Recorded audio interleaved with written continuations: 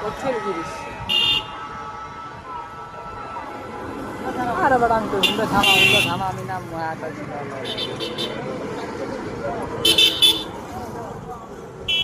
দাদা আমি আমি কি আইতে চাইছি দাদা আমার কোন রকম কেস পিতলে ধরে লইয়া গেছে এখন আমি একালে নলেজ ডগাই